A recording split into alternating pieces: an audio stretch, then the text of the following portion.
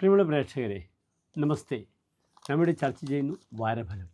വാരഫലത്തിൽ നാം ചർച്ച ചെയ്യുന്നത് 1201 മേടമാസം 14-ാം തീയതി മുതൽ 20-ാം തീയതി വരെയുള്ള ശുഭാശുഭ ഫലങ്ങൾ. അതായത് 2026 ഏപ്രിൽ മാസം 27-ാം തീയതി മുതൽ മെയ് മാസം 3-ാം തീയതി വരെയുള്ള ഒരു വാരക്കാലത്തെ ശുഭാശുഭ ഫലങ്ങൾ.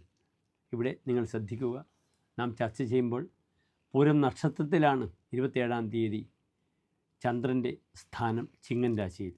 മേടൻ രാശിയിൽ സൂര്യൻ നിൽക്കുന്നു, ഇടവത്തിൽ ശുക്രൻ, മിഥുനത്തിൽ വ്യാഴം, ചിങ്ങത്തിൽ ചന്ദ്രനോടുകൂടെ കേതു, കുംഭത്തിൽ രാഹു, മീനത്തിൽ ചൊവ്വ, ബുധൻ, ശനി. ഇവിടെ മേടം മുതൽ മീനം രാശി വരെയുള്ള 12 രാശിക്കാരുടെയും ഈ വാരത്തെ ശുഭാശുഭ ഫലങ്ങൾ നാം ചർച്ച ചെയ്യുന്നു. ഈ വാരത്തിൽ പ്രത്യേകിച്ച് ശുക്രന് സ്വന്തം ക്ഷേത്രത്തിലേക്കുള്ള ചാരപശാലുള്ള മാറ്റം സംഭവിച്ചു കഴിഞ്ഞു. പിന്നീട് സൂര്യൻ ഇപ്പോഴും അത്യുച്ഛം വിട്ടു നിൽക്കുന്നു. പ്രതിതശ്ചതുരഃ അടനഃ അല്പവിത്തഃ ക്രിയേതു ആയുധഭൃത് വിതുംഗഭാവേ.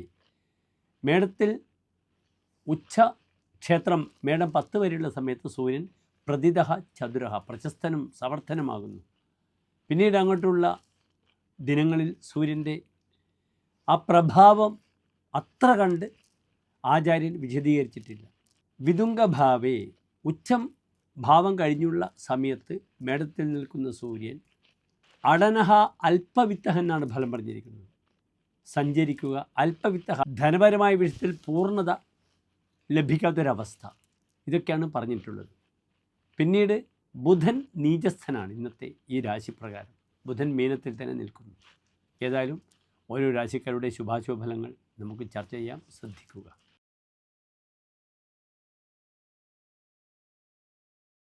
പുനരുരുട്ടായ നക്ഷത്രത്തിൻ്റെ അവസാനത്തെ 15 നാഴിക, ഉത്രട്ടാതി, രേവതി നക്ഷത്രങ്ങളിൽ നിന്ന് 2 നക്ഷത്ര സമൂഹം. ഇവിടെ മീനൻ രാശിക്കാർക്ക് രാശിയിൽ ചൊവ്വ, ബുധൻ, ശനി, 2-ൽ സൂര്യൻ, 3-ാം ഭാവത്തിൽ ശുക്രൻ, 4-ാം ഭാവത്തിൽ വ്യാഴം, 6-ാം ഭാവത്തിൽ ചന്ദ്രൻ, കേതു, 12-ാം ഭാവത്തിൽ രാഹു.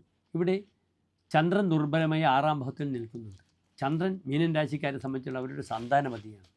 അതിനാൽ സന്താനങ്ങൾക്കുണ്ടാകുന്ന അരിഷ്ടതകൾ വളരെ ശ്രദ്ധിക്കണം.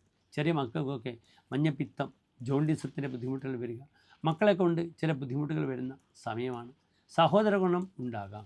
3-ൽ ശുക്രൻ വരുമ്പോൾ സഹോദരങ്ങളെ ശ്രദ്ധിക്കുന്നൊരവസ്ഥ വരും.